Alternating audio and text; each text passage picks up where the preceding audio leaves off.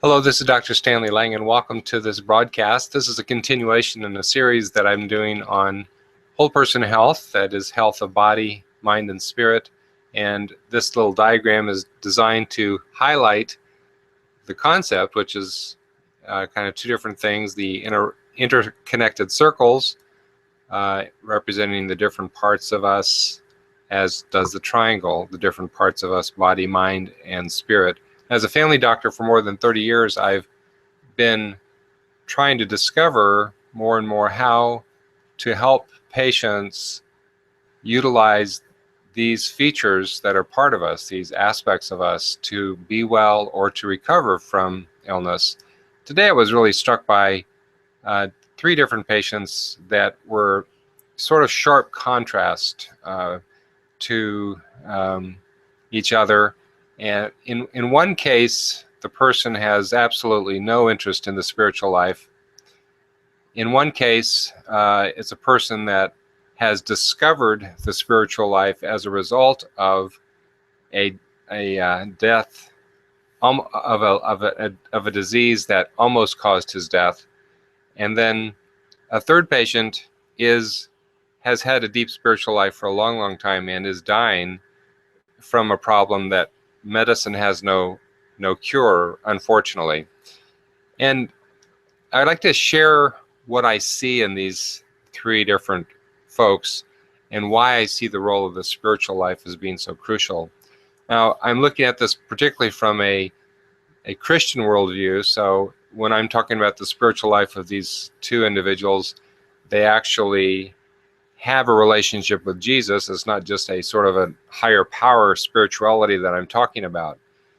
In the one case, this gentleman was literally dying when I saw him about a year ago, and because of some choices that he'd made that were causing his dying process, we were able to turn that around through a variety of very aggressive physical health measures.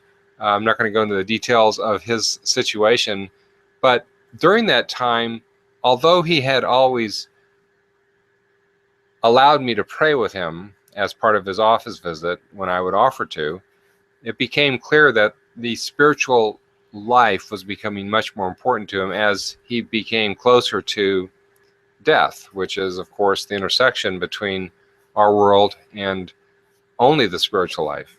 So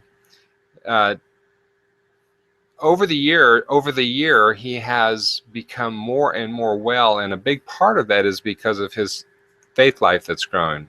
And the faith life has helped him to be hopeful, but it's also helped him to make right choices. It's strengthened him. He's had internal strength to make right choices. And that's helped him to get better, because he could have made a lot of wrong choices and died instead. The second person is somebody who almost died also from a grievous problem, and has always been somebody who has not been interested in including the spiritual experience as part of the medical encounter. And I respect that in people if that's the choice that they want to make. But I also note that generally speaking, individuals in my practice who make that choice struggle with finding meaning in their suffering, and they struggle with making the best choices within their time of suffering. They're generally not as hopeful in the circumstance, and they're generally not as happy. So I see the spiritual life as having this very profound effect on how physical health is going, but also how emotional health is going. And it's very much connected to where they are spiritually. And this third example of somebody that I saw very, very recently is somebody who is dying from a problem that we have no treatment for, and unfortunately. And this person has always had a deep spiritual life and very much appreciates the opportunity for us to pray together to bring Jesus into the situation. Even though there's no cure, we can try to work on some of the symptoms and try to help this person become more comfortable, but there's no cure that we can point to with any kind of hope. unless it should happen supernaturally. So since I'm not a miracle worker, I don't plan on that happening, although I often may pray for that.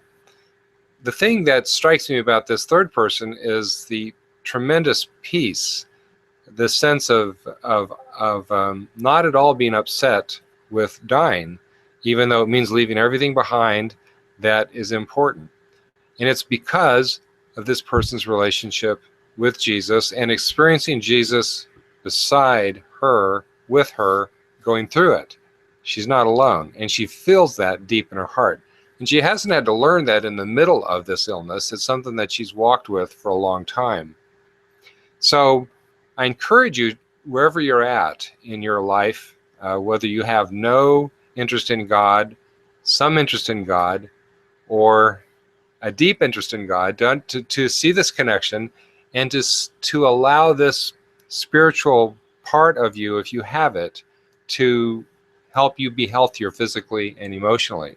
And if you don't have it, I encourage you to seek, ask the questions, be brave to go to a place where you haven't been before and talk to people who can help you to understand what's out there in the spiritual life, particularly looking at it from, as I said, from a Christian worldview, and going the full measure and experiencing how close Jesus can actually be to you and what that will do for your health. I wish you well.